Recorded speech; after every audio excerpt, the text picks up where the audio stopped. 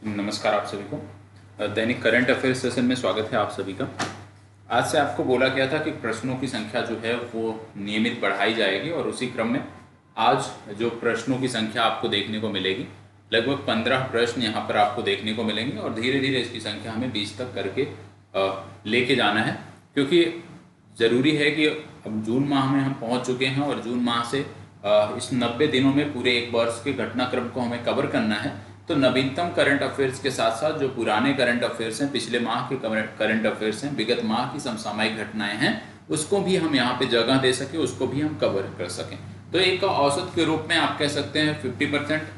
आज भी वही रेशियो है और आगे भी यही रेशियो रहेगा कि 50% जो हमारा करंट अफेयर्स का कंटेंट रहेगा वो नवीनतम रहेगा, डेली बेसिस पे रहेगा, और 50% जो कंटेंट हमारा होगा वो हमारा विगत माह का करंट अफेयर्स होगा। और इस प्रकार से एक औसत के रूप में हम इन घटनाक्रम को लेकर चलने वाले हैं। तो चलिए शुरुआत करते हैं और देखते हैं आज का पहला प्रश्न। पहला प्रश्न आपके सामने है। इस प्रश्न में बोला जा रहा है, हाल ही में ऑपरेशन क्लीन नामक मिशन किस राज्य में चलाया गया था। क्या बोला जा रहा है? ऑपरेशन क्लीन नामक मिशन किस राज्य में चलाया गया था, ये आपसे पूछा जा रहा है। 4 राज्य यहाँ पर विकल्प में दिए हुए हैं, उत्तर प्रदेश, पंजाब, राजस्थान, तेलंगाना। आपको बताना है कि इनमें से कहां पर ऑपरेशन क्लीन चलाया गया था। आपको बता दें, ऑपरेशन क्लीन विशेष रूप से ये संबंधित था ड्रग की तस्करी को रोकने के लिए। ठीक, ड्रग की तस्करी को रोकने के लिए। और आप जानते होंगे कि जब हम बात कर रहे हैं ड्रग्स की, तो ड्रग्स की तस्करी की जब हम बात करते हैं तो बात कहां से आती है? बात आती है पंजाब की। तो इसका सही उत्तर कौन सा होगा? इसका सही उत्तर होगा पंजाब। तो इसका सही उत्तर है पंजाब। बी विकल्प इस प्रश्न का सही उत्तर है। आपको जब यहाँ पे ड्रग्स की बात आ रही है तो पिछले दिनों मैंने आपको 2 वर्ड बताए थे। एक हमने बोला था गोल्डन ट्रायंगल, गोल्डन ट्रायंगल, उम्मीद करता हूं याद होगा आपको। दूसरा हमने आपको बोला था गोल्डन क्रिसेंट, गोल्डन क्रिसेंट और गोल्डन ट्रायंगल, ये 2 वर्ड हमने पिछले दिनों आपको बताए थे। उम्मीद करता हूं ये आपको याद भी होंगे। हमने आपको बताया था कि गोल्डन ट्रायंगल की जब हम बात करते हैं तो गोल्डन ट्रायंगल, क्योंकि भारत क्या है कि दोनों तरफ से, चाहे वो पूर्वी क्षेत्र में देखें या पश्चिमी, मतलब भारत पूर्व और पश्चिम दोनों तरफ से ऐसे देशों के समूह से घिरा हुआ है जहां पर ड्रग्स का उत्पादन बड़े पैमाने पर अवैध रूप से होता है। यदि हम पूर्व की बात करते हैं तो पूर्व में नाम आता है गोल्डन ट्रायंगल का। और गोल्डन ट्रायंगल के अंतर्गत देश कौन कौन से आते हैं? सबसे पहले हमारा पड़ोसी देश आता है म्यांमार। ठीक है, सबसे पहले इसमें नाम आता है म्यांमार का। म्यांमार के बाद इसमें थाईलैंड आता है, थाईलैंड और लाओस। म्यांमार, थाईलैंड और लाओस, ये 3 देश आते हैं। कुछ हिस्सा वियतनाम का भी है जो इसमें शामिल है, लेकिन प्रमुखता से ये 3 देश आपको याद रखने हैं, म्यांमार, थाईलैंड और लाओस, ये आते हैं गोल्डन ट्रायंगल के अंतर्गत। फिर जब हम बात करते हैं कि भारत जब पश्चिमी दिशा में यदि हम बात करें तो भारत पश्चिमी दिशा में भी इस प्रकार के देशों से घिरा हुआ है। और इन देशों के समूहों में यदि हम बात करें गोल्डन क्रिसेंट में कौन कौन से शामिल हैं, तो इसमें आपका पड़ोसी देश, प्यारा पड़ोसी देश पाकिस्तान, अफगानिस्तान और ईरान आते हैं। तो ये दोनों आपको याद रखने की जरूरत है। जब भी कहीं ड्रग्स की बात आए, जब भी कहीं मादक द्रव्यों की बात आए, तो आपको ये दोनों जो देशों के समूह हैं ये आपको याद आने चाहिए, गोल्डन ट्रायंगल और गोल्डन क्रिसेंट। स्वर्णिम चांद और स्वर्णिम त्रिभुज, ये आपको याद रखने की जरूरत है। इनके देशों के समूहों के बारे में भी आपको जानकारी होनी चाहिए। ठीक है, इसके साथ साथ हम बात कर रहे थे पंजाब की, तो आपको बता दें पंजाब राज्य सरकार की कुछ योजनाएं हैं जो आपको पता होना चाहिए, जैसे सरकार किसान मिलनी योजना, जैसे लोक मिलनी योजना, और यहाँ पर एक योजना और चल रही है जिसका नाम है सगुन योजना। सगुन योजना, सगुन योजना भी आपको पता होना चाहिए। ठीक है, चलिए बढ़ते हैं आगे। प्रश्न संख्या 2। प्रश्न संख्या 2 क्या बोला जा रहा है? हाल ही में भारत के किस एम्स को NABH मान्यता मिली है? NABH मान्यता क्या होती है? NABH मान्यता मतलब एक आप कह सकते हो, इसका फुल फॉर्म नोट करना है, नोट कर लीजिएगा। National accreditation board for, national accreditation board for hospital and health care providers, note कर लीजिएगा इसको। National accreditation board for hospitals and health care providers. इसमें होता क्या है, विशेष रूप से सिर्फ इतना याद रखिए, NABH मान्यता, फुल फॉर्म कभी आपसे पूछा नहीं जाए। ये जब मान्यता किसी को मिलती है तो ये पता चलता है कि संबंधित जो अस्पताल है, संबंधित जो हॉस्पिटल है, वहां पर जो सुविधाएं हैं, पेशेंट्स को लेकर जो सुविधाएं हैं, उनकी सुरक्षा को लेकर के जो इंतजाम है, उनके स्वास्थ्य देखभाल को लेकर के जो इंतजाम है, वो बहुत ही उच्च स्तरीय है, विश्व स्तरीय है, या वैश्विक स्तर पर जो अस्पतालों की जो आप कह सकते हो रेटिंग होती है, उस दर्जे की जो यहाँ पे व्यवस्था है। तो NABH मान्यता का मिलने का मतलब है कि संबंधित हॉस्पिटल जो है वो वैश्विक स्तरीय दर्जा रखता है। तो यहाँ पे किसको दिया गया, यहाँ पे कुछ एम्स के नाम दिए हुए हैं, जैसे AIIMS Nagpur, AIIMS Guwahati, AIIMS Gorakhpur, AIIMS नई दिल्ली। तो आपको बता दें ये मिली है एम्स नागपुर, ठीक है, एम्स नागपुर को ये मिली है, ये आपको याद रखना, ठीक है। चलिए प्रश्न संख्या 3। प्रश्न संख्या 3 क्या बोला जा रहा है? प्रश्न संख्या 3 बोल रहा है, हाल ही में किस देश में ज़ेनार्डो नामक पहला photonic based fault tolerant quantum computer तैयार किया गया? क्या बोला जा रहा है?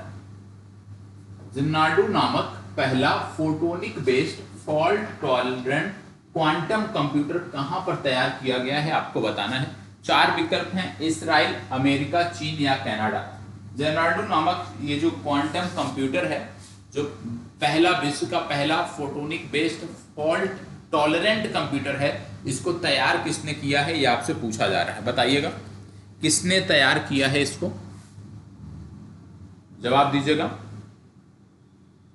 देखो इसको तैयार किया है किसने, इसको तैयार किया है कनाडा ने, ठीक है, कनाडा बेस्ड एक कंपनी है, ठीक है। तो कनाडा ने इसको तैयार किया, इसका सही उत्तर हो जाएगा कनाडा। जब हम कनाडा की बात करते हैं, मतलब हम बात कर रहे हैं उत्तर अमेरिका की। किसकी बात कर रहे हैं? उत्तर अमेरिका की बात कर रहे हैं। अब आपके दिमाग में तुरंत आना चाहिए उत्तर अमेरिका के घास के जो मैदान है उनका क्या नाम है, उत्तर अमेरिका में जो पर्वत श्रृंखला है उसका क्या नाम है, ठीक है। पर्वत श्रृंखला के साथ इसकी जो चोटी है, हाईएस्ट चोटी, जो कि अलास्का में देखने को मिलती है, उसका क्या नाम है। इसके साथ साथ उत्तर अमेरिका में कुछ मरुस्थल भी, आपको मरुभूमि भी देखने को मिलते हैं, तो जो मरुस्थल है उसका क्या नाम है। और जब उत्तर अमेरिका की हम बात करते हैं तो यहाँ पे झीलों का एक क्रम देखने को मिलता है। झीलों के 2 क्रम यहाँ पे देखने को मिलते हैं। पहला ऐसा क्रम जो सिर्फ और सिर्फ कनाडा में आपको देखने को मिलता है। उनमें यदि हम बात करें तो जैसे आपने पढ़ा होगा कि Great Bear, Great Slave, Athabasca, Reindeer, Winnipeg आपने सुना होगा। एक क्रम आपने सुना होगा मिशिगन, हारोन, इरी, ओंटारियो, इन झीलों का क्रम सुना होगा। तो उत्तर अमेरिका में ये जो झीलों का क्रम है 2, ये आपको पता होना चाहिए। अब आपको बताना है, जैसे मैंने अभी आपको झीलों के नाम बताए, Great Bear, Great Slave, Athabasca, Reindeer, Winnipeg, ये कनाडा में है। इसके बाद फिर सुपीरियर, मिशिगन, हॉरोन, इरी, ओंटारियो का क्रम आता है। आपको बताना क्या है, जो आज का होमवर्क है आपका, यहां से होमवर्क है, जैसे मैंने आपको बताया great Bear, Great Slave, Athabasca, reindeer और विनिपेग, ये तो कनाडा से संबंधित है, ठीक है। अब दूसरा क्रम है सुपीरियर, मिशिगन, हॉरोन, इरी, ओंटारियो। इस क्रम में कौन सी झील ऐसी है जो सिर्फ और सिर्फ यूएसए में स्थित है, ठीक है। मतलब इनमें से कौन सी झील है जो यूएसए से संबंधित है, ये आपको बताना है, ठीक है। ये आपका आज का होमवर्क है। और एक चीज और आपको देखना है कि इन झीलों को जाके मैप में अंडरलाइन कर लीजिएगा। आज उत्तर अमेरिका का मैप ओपन करिएगा और उस मैप में ये जो झीलों का क्रम मैंने बताया आपको, चाहे वो कनाडा से झीलें हों, चाहे कनाडा और यूएसए के बॉर्डर पर स्थित जो झीलें हैं, इनका क्रम आपको पता होना चाहिए। इनका क्रम जाके अंडरलाइन कर लेना है और उत्तर से दक्षिण का क्रम जो मार्क करके वो आपको कमेंट बॉक्स के होमवर्क सेक्शन में आप कह सकते हो, उसको शेयर करना है और टेलीग्राम ग्रुप पर भी शेयर करना है। इसको बताइए, हाल ही में किस रेलवे जोन ने अपने डीजल लोकोमोटिव के नाम शहीदों के नाम पर रखने की घोषणा की है? कौन सा ऐसा रेलवे जोन है जिसने डीजल लोकोमोटिव, मतलब जो इंजन है, डीजल इंजन जो है, उनका जो नाम है वो शहीदों के नाम पर रखने की घोषणा की है? देखो, क्योंकि हमारा पूरा फोकस एक प्रकार से यदि हम देखें तो बिहार राज्य का चैनल है, तो बिहार पे थोड़ा सा ज्यादा फोकस होता है। हालांकि ये करंट अफेयर्स सभी एक दिवसीय परीक्षाओं के लिए महत्वपूर्ण हैं, लेकिन प्राथमिक जो फोकस होता है वो बिहार पे होता है। तो आइए देख लेते हैं कि सबसे पहले कितने जोन हैं भारत में। तो 18 रेलवे जोन आपको देखने को मिलते हैं। यदि आपसे पूछ लिया जाए कि क्या बिहार में भी कोई रेलवे जोन, किसी रेलवे जोन का मुख्यालय है, तो आपको याद आना चाहिए, क्या याद आना चाहिए यहाँ पे एक रेलवे जोन का नाम याद आना चाहिए। और वह रेलवे जोन जब हम बात करते हैं तो वो रेलवे जोन कहां से संबंधित हो जाता है? ये रेलवे जोन आपके संबंधित हो जाता है बिहार से। और बिहार की जब बात करते हैं तो आपको पता होगा पूर्व मध्य रेलवे जोन, पूर्व मध्य रेलवे जोन, इसका संबंध बिहार से है क्योंकि इसका मुख्यालय जो है ये हाजीपुर में देखने को मिलता है। तो टोटल 18 रेलवे जोन है और 18 में ये रेलवे जोन भी आपको याद रखने की जरूरत है जिसका संबंध बिहार से है। ठीक है, चलिए बताइएगा पहले इस प्रश्न का जवाब क्या होगा।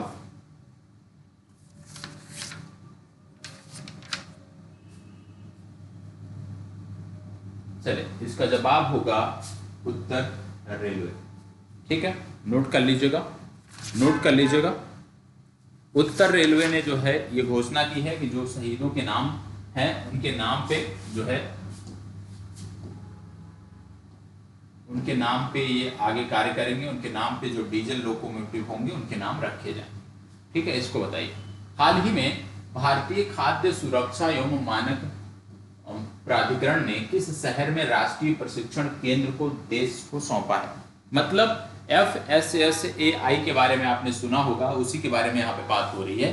तो उसने कहां पर जो है राष्ट्रीय प्रशिक्षण केंद्र जो है देश को सौंपा है। मतलब FSSAI ने अपना प्रशिक्षण केंद्र कहां पर बनाया है, ये आपसे पूछा जा रहा है। चलिए बताइएगा।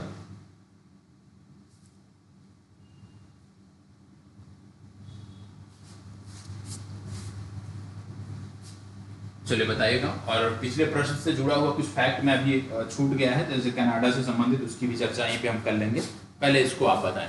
देखो यहाँ पे यदि हम बात करें तो FSSAI की जब हम बात करते हैं या भारतीय खाद्य सुरक्षा एवं मानक प्राधिकरण की बात करते हैं, तो इसने जो अपना प्रशिक्षण केंद्र बनाया है वो गाजियाबाद शहर में बनाया है। बी विकल्प आपका सही उत्तर होगा। पिछले प्रश्न में हमने कनाडा के बारे में देखा था। हमने देखा था कि कनाडा जो है, जहाँ पे हमने देखा कि first photonic based fault tolerant computer की हमने बात किया। तो कनाडा के बारे में एक जानकारी और याद रखिएगा कि व्यक्तिगत सिक्रेट पर चेतावनी जारी करने वाला ये पहला देश है।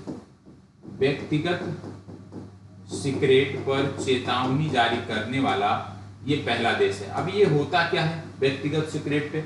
आपने अभी तक देखा होगा तो जो चेतावनी होती है स्वास्थ्य को लेकर के, ये सिगरेट के डिब्बियों पे जो है ये अंकित होती है, डिब्बियों पर इनका प्रकाशन होता है।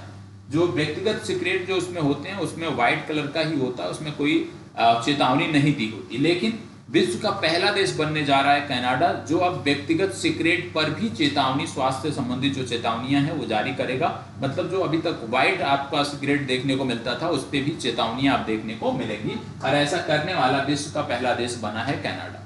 कनाडा विश्व का पहला देश बना है। तो यहाँ पे एक चीज और याद रखना है कि पिछले दिनों हमने आपको न्यूजीलैंड के बारे में बताया था।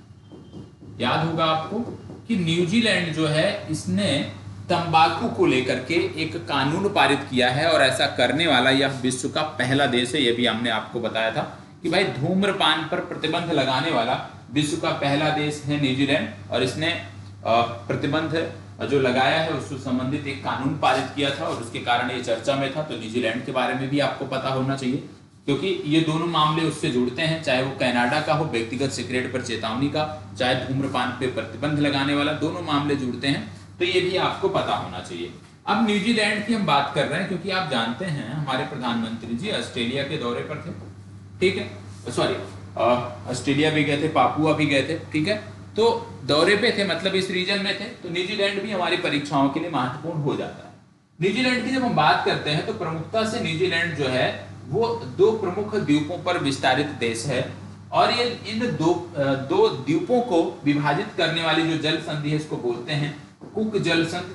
ये आपको पता होना चाहिए, कुक जल संधि। और इनका एक छोटा तीसरा द्वीप भी है तीसरे द्वीप की यदि हम बात करते हैं उसको बोलते हैं स्टुअर्ड आइलैंड या स्टुअर्ड द्वीप, इसको भी याद रखने की जरूरत है। तो प्रमुखता से यदि हम देखें तो न्यूजीलैंड दो बड़े द्वीपों पर विस्तारित देश है, दो भागों में बटा है, लेकिन एक छोटा भी टापू भी देखने को मिलता है जिसको स्टुअर्ट द्वीप बोलते हैं, वह भी आपको याद रखना है। या न्यूजीलैंड का सबसे दक्षिणतम द्वीप है स्टुअर्ट द्वीप, इसको भी आपको याद रखना है। ठीक है, चले हाल ही में चर्चा में रहे सखालिन नामक परियोजना का संबंध किस देश से?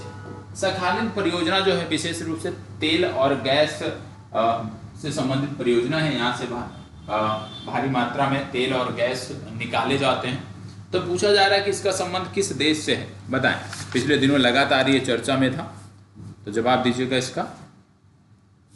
और आपको बता दें कि भारत की जो कंपनी विदेशों में तेल के खनन में आप कह सकते हो या गैस के व्यापार में जुड़ी होती है, उसका नाम है ONGC, और इसकी शाखा है जिसको बोलते हैं ONGC विदेश। तो विदेशों में जो तेल के व्यापार में भारत की जो कंपनी इन्वॉल्व रहती है भारत सरकार की तरफ से, उसको बोलते हैं ONGC विदेश। ये आपको याद रखने की जरूरत है। यहाँ पे हमने बात किया सखालिन नामक परियोजना की। तो सखालिन द्वितीय चरण चल रहा है सखालिन परियोजना का, और ये संबंधित है रूस से। कहाँ से संबंधित है? रूस से संबंधित है। और ये बहुत ही महत्वपूर्ण है क्योंकि आज रूस यूक्रेन संघर्ष में, जहां पर रूस पे लगातार प्रतिबंधों की बात की जा रही है, रूस पे लगातार प्रतिबंध लगाए जा रहे हैं, ऐसे में ये अपने आप में बहुत महत्वपूर्ण है। इसको बहुत अच्छे से याद रखने की जरूरत है, पूछा जा सकता है। ठीक है, इसका संबंध है रूस से। रूस की बात करें तो बेसिक जानकारी जो सबको पता होनी चाहिए, उम्मीद करता हूँ याद हो गया होगा। जैसे मुद्रा इनकी है रूबल, इनकी एजेंसी का नाम है, अंतरिक्ष एजेंसी का नाम है रोसकोसमोस। ठीक है, इनके आप कह सकते हो संसद का नाम है ड्यूमा। ठीक है, और इनकी राजधानी है मॉस्को, जहां पे इसरो ने पिछले दिनों अपनी तकनीकी संपर्क इकाई को स्थापित किया। इसको बताइए, पिछले दिनों चर्चा में रही निस्तार और निपुण का संबंध किससे है? निस्तार और निपुण क्या हैं जो पिछले दिनों चर्चा में थे? चार विकल्प है, पनडुब्बी है, लड़ाकू विमान है, या अत्याधुनिक ड्रोन है, या डीप ड्राइविंग सपोर्ट वेसल है। बताइएगा। प्रश्न अच्छा है, जवाब दीजिए।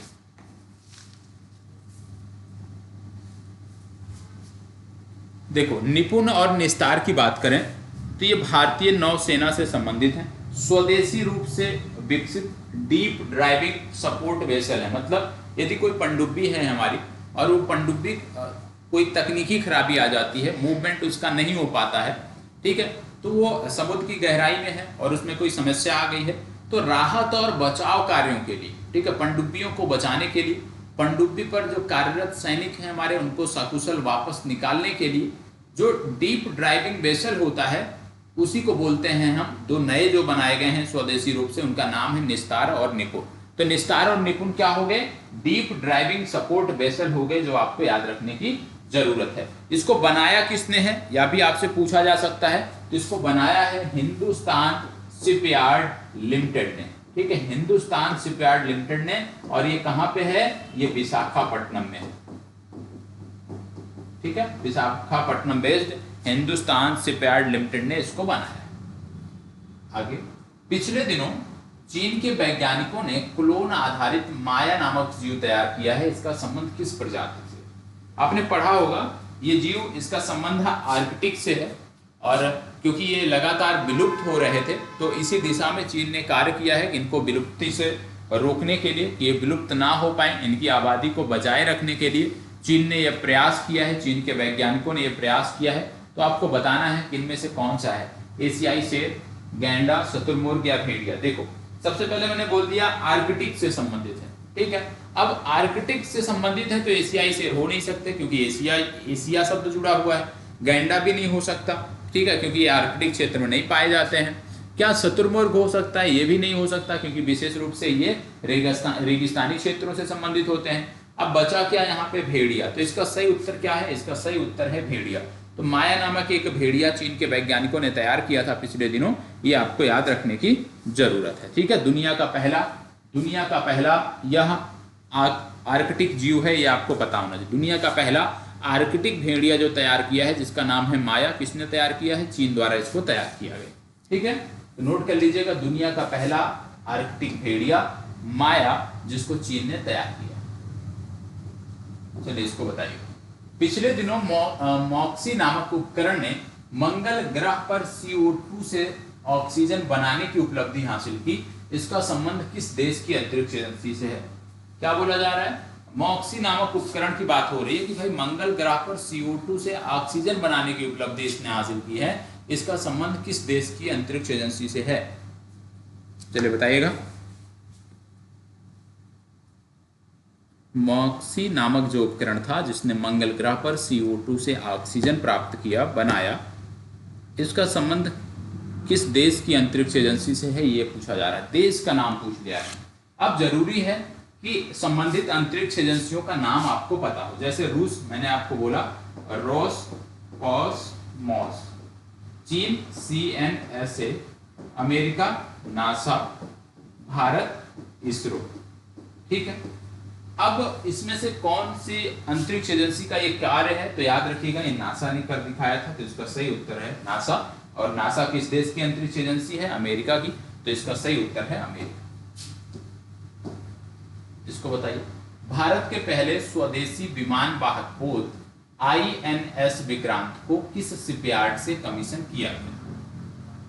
भारत का पहला स्वदेशी विमान वाहक जो पोत है INS विक्रांत, इसको किस शिपयार्ड से कमीशन किया गया था, या किस शिपयार्ड लिमिटेड ने इसको बनाया है, ये आपको बोला जा रहा है। चलिए बताइएगा। फास्ट जवाब दीजिएगा। 4 शिपयार्ड हैं। Garden Reach ship builders limited, Mazagaon dockyard, Cochin shipyard या हिंदुस्तान शिपयार्ड लिमिटेड। देखो इसका सही उत्तर है कोचीन शिपयार्ड। ठीक है। भारतीय प्रधानमंत्री ने हरी झंडी इसको कोचीन शिपयार्ड से दिखाई। इसको बताइएगा। हाल ही में किस देश ने पूरी तरह सौर ऊर्जा संचालित मानव रहित वायुयान मॉर्निंग स्टार 50 का सफल परीक्षण किया? मॉर्निंग स्टार 50, और इसी मॉर्निंग स्टार 50 का एक अन्य नाम भी है, और इस नाम से ये ज्यादा परिचित है, चर्चित रहता है। इसको भी हम देख लेंगे। पहले आप इसको बताएं, बताइएगा।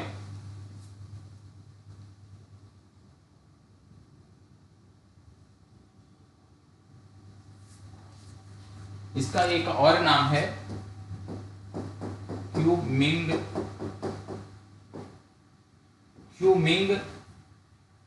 इसको नोट कर लीजिएगा, इसको भी नोट कर लीजिएगा। क्यूमिंग जिंग इसका एक अन्य नाम है, और इसी को बोलते हैं मॉर्निंग स्टार 50 या क्यूमिंग जिंग। ठीक है। अब ये जो दूसरा नाम मैंने आपको दे दिया क्यूमिंग जिंग, इससे आप जान सकते हैं कि इसका संबंध कहां से होगा। इसका संबंध है चीन से।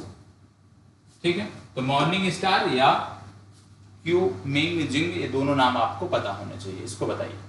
पिछले दिनों पर्वत प्रहार नामक सैन्य अभ्यास का आयोजन भारतीय सेना ने किस राज्य या केंद्र शासित प्रदेश में किया था? पर्वत प्रहार की बात हो रही है। पर्वत प्रहार नामक जो सैन्य अभ्यास था, ये भारतीय सेना ने आपस में ही किया था। मतलब भारतीय सेना की खुद की तैयारी को बूस्ट करने का एक सैन्य अभ्यास था। तो ये कहां पे किया गया था, ये आपको बताना, और बहुत ही महत्वपूर्ण ये सैन्य अभ्यास था। तो इसको आपको बताना है कहां पे किया गया था। चलिए। और पिछले दिनों मैंने आपको बताया था काकाडू नामक सैन्य अभ्यास। काकाडू नामक जो सैन्य अभ्यास था उसका आयोजन ऑस्ट्रेलिया में होना था, और ऑस्ट्रेलिया में आयोजित होने वाले, क्योंकि ये बहुराष्ट्रीय सैन्य अभ्यास था काकाडू, और इसमें भारत की तरफ से जो विमान गए थे उसमें INS सतपुरा गया था, और INS सतपुरा के साथ P-8I जो समुद्री निगरानी विमान है वो इसमें भाग लेने के लिए गए थे। तो काकाडू नामक सैन्य अभ्यास भी पूछा जा सकता है कहाँ पे हुआ था? ऑस्ट्रेलिया में। भारत की तरफ से कौन गया? INS सतपुरा, और P-8I समुद्री निगरानी जो विमान है उसने इसमें हिस्सा लिया। ठीक है। इसकी यदि हम बात करें तो ये हुआ था लद्दाख में। बी विकल्प इसका सही। इसको बताओ। पिछले दिनों में परम कामरूप सुपर कंप्यूटर का उद्घाटन किस प्रौद्योगिकी संस्थान में किया गया था? भारतीय राष्ट्रपति द्वारा इसका उद्घाटन किया गया था, और बहुत महत्वपूर्ण था। उस समय भी हमने बताया था, लेकिन एक बार फिर से इसकी चर्चा हो रही है तो चीजें हमारी रिवाइज हो जाएंगी। बताइएगा। परम कामरूप सुपर कंप्यूटर की बात हो रही है। और परम कामरूप जब सुपर कंप्यूटर की बात हमने किया था तो उस दौरान हमने बताया था कि इसकी जो चर्चा हो रही है ये आईआईटी गुवाहाटी में हो रही है और भारतीय राष्ट्रपति ने इसको यहीं पर स्थापित किया। तो बी विकल्प इसका सही। इसको बताइए, हाल ही में चर्चा में रहा प्रचंड का संबंध किससे है? प्रचंड क्या था जो पिछले दिनों चर्चा में था? बताएं।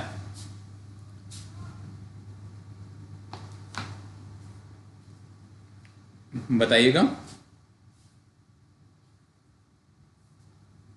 प्रचंड क्या था? देखो LCH सुना होगा ना, लाइट कॉम्बैट हेलीकॉप्टर। तो ये हल्के श्रेणी के, आप कह सकते हो हल्के भार वाले, या दूसरे शब्दों में बात कर लें हल्के वजन वाले लड़ाकू हेलीकॉप्टर ये होते हैं और ये स्वदेशी रूप से विकसित लड़ाकू हेलीकॉप्टर हैं। तो इनका संबंध क्या है? ये है लड़ाकू हेलीकॉप्टर स्वदेशी रूप से विकसित LCH हेलीकॉप्टर हैं, जिनका नाम आपको याद रखने की जरूरत है। क्या है? प्रचंड। इनके पहले बेड़े को भारतीय वायुसेना में शामिल कर दिया गया। चलिए आगे बढ़ते हैं। इसको बताइए, पिछले दिनों आकाश तत्व पर पहला सम्मेलन किस शहर में आयोजित किया गया? आकाश तत्व पर पहला सम्मेलन कहां आयोजित किया गया आपको बताना है। बताइए, आकाश तत्व पर पहला सम्मेलन कहां आयोजित किया गया? आकाश तत्व पर पहला सम्मेलन कहां आयोजित किया गया आपको बताना है। अब सबसे पहली बात कि यहाँ पे समझने की जरूरत है कि आकाश तत्व है क्या। तो आकाश तत्व की जब यहाँ पे हम बात कर रहे हैं तो आपको बता दें कि 5 से 7 नवंबर के बीच इसरो द्वारा विज्ञान एवं प्रौद्योगिकी मंत्रालय के सहयोग से इसका आयोजन किया गया था। और कहाँ किया गया था? तो देहरादून में किया गया था। तो देहरादून में आकाश तत्व पर पहला सम्मेलन आकाश फॉर लाइफ, याद कर लीजिएगा, जिसका नाम था आकाश फॉर लाइफ। और आकाश फॉर लाइफ का आयोजन कहाँ किया गया था? देहरादून में किया गया था। आप जानते हैं उत्तराखंड की राजधानी है देहरादून, तो इसका आयोजन देहरादून में किया गया था। इसका उद्देश्य क्या था? इसका उद्देश्य था कि अंतरिक्ष प्रौद्योगिकी के क्षेत्र में और बढ़ावा देना, मतलब अंतरिक्ष प्रौद्योगिकी के क्षेत्र में जो लोग कार्य कर रहे हैं या जो आना चाहते हैं उनको विशेष रूप से जोड़ना, उनका उत्साहवर्धन करना और अंतरिक्ष प्रौद्योगिकी में बेहतर करना इसका उद्देश्य था। तो आकाश तो याद रखिएगा कहाँ हुआ था? देहरादून में। उद्देश्य क्या था यह भी आपको पता होना चाहिए। आज का अभ्यास प्रश्न, भारत की पहली एकीकृत रॉकेट सुविधा स्काई रूट एरोस्पेस कहाँ स्थापित की जाएगी? बताएं। स्काई रूट एरोस्पेस कहाँ स्थापित की जाएगी आपको बताना है। भारत की पहली एकीकृत रॉकेट सुविधा स्काई रूट एरोस्पेस कहाँ स्थापित की जाएगी, इसके बारे में पूर्व में आपको बताया गया है। कई बार मैंने इस कंपनी के बारे में बताया है, तो ये आपको बताना है कमेंट बॉक्स में। साथ ही साथ जो कनाडा से संबंधित होमवर्क आज आपको दिया गया झीलों से संबंधित, ठीक है, सिर्फ झीलों के बारे में हाईलाइट करना है, मैप में